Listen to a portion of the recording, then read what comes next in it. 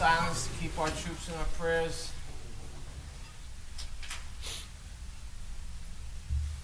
Thank you. Dennis? Pledge allegiance to the flag of the United States of America and to the republic for which it stands, one nation, under God, indivisible, with liberty and justice for all. The notice of this meeting pursuant to the Open Public Meetings Act, NJSA 10:4-10, has been complied with and shall be entered into the minutes of this meeting. Roll call. Freeholder Armwood, Freeholder Belmonte, Freeholder Kenny, Freeholder Polos, Here. Freeholder Tamara, Here. Freeholder Valenti, Here. Freeholder Director Rios. Here. We have some recognitions. Just one tonight, recognizing the honorees of the Woodbridge St. Patrick's Day Parade. Is there a motion? Motion. Second. Motion by Freeholder Valente, seconded by Freeholder Tamaro. Roll call. Freeholder Kenny, Yes.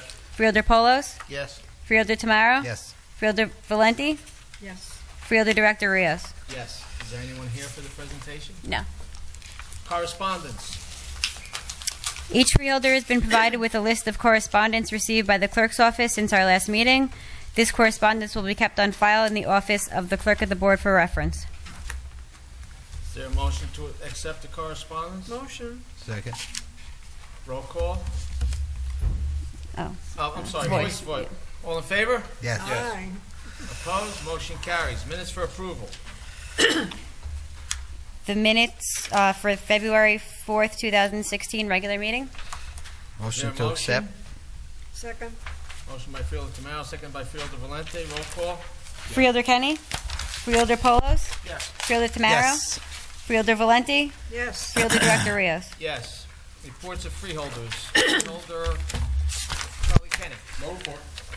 Thank you. Freeholder H. James Polos. Just two quick items. We'll be beginning the training for our lightweight inflatable boat task force this coming month.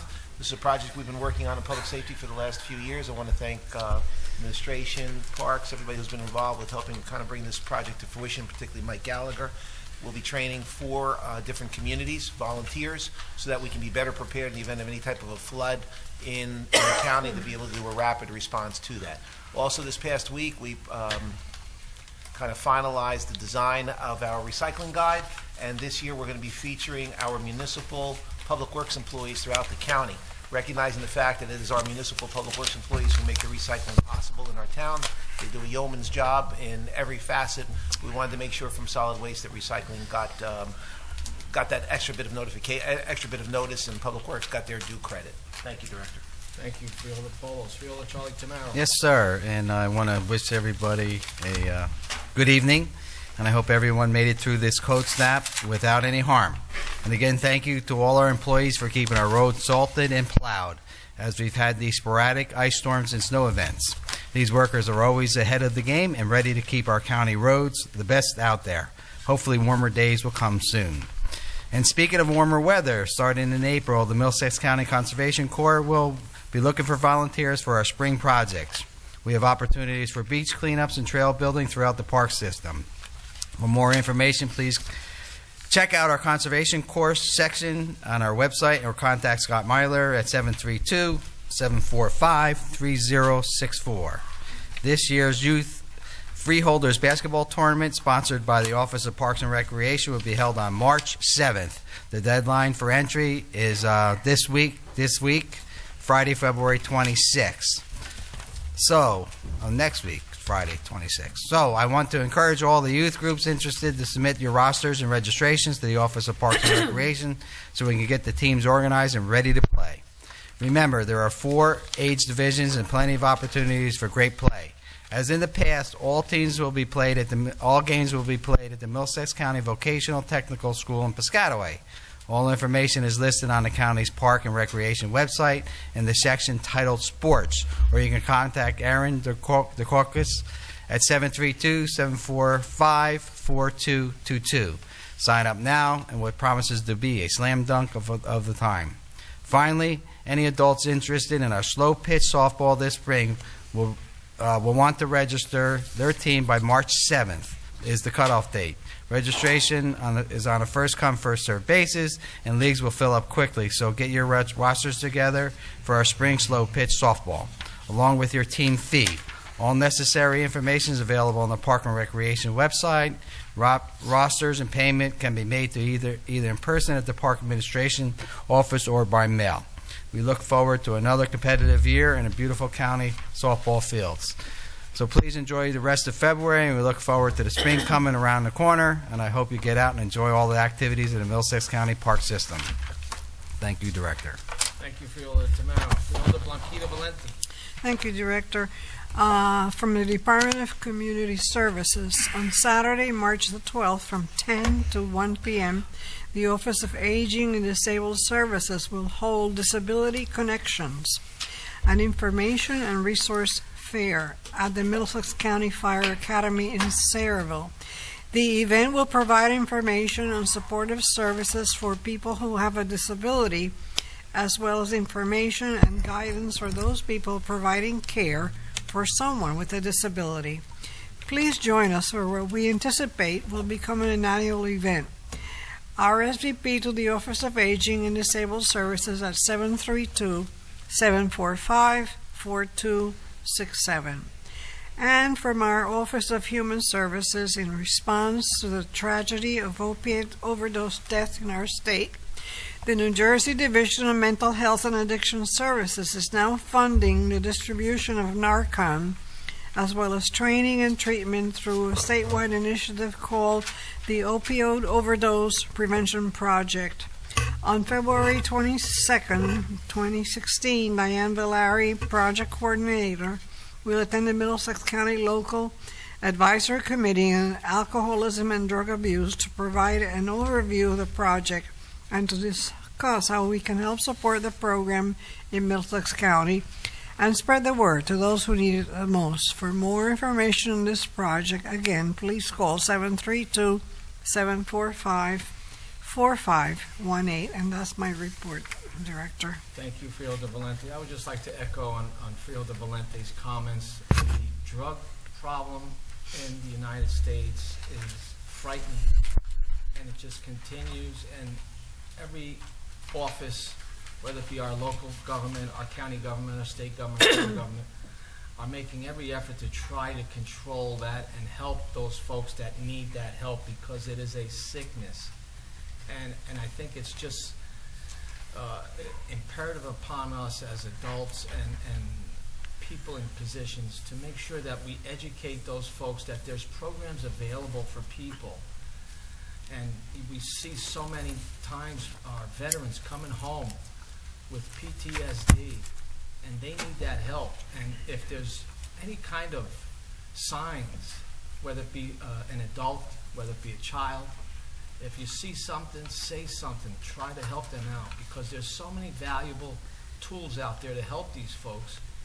And sometimes they may need an encouraging word from someone to try to help them overcome that problem. Today I attended an open house at the vocational school in East Brunswick, and we had a pre-engineering and manufacturing technology open house, and it was quite interesting to see how our students are getting involved in this new curriculum. February is Career and Technical Education Month, and there was probably about 25 people in attendance. Other people from other counties, Ocean County, Monmouth County. Of course, our school was the best. Just saying, but you know, it was encouraging to see how these students were so enthused about the course that they're taking. It really was interesting. They're getting educated in robotics, engineering, and it's going to be to make them be competitive and make us as a country to be competitive and keeping those jobs here, manufacturing jobs here in America, and not shipping them over to China. And that's something that's so important.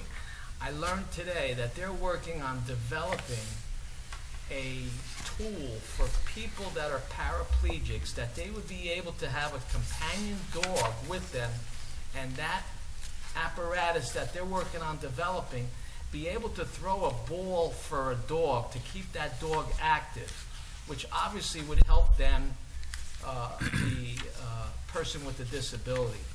So it's amazing the technology that's out there and how we're educating our students.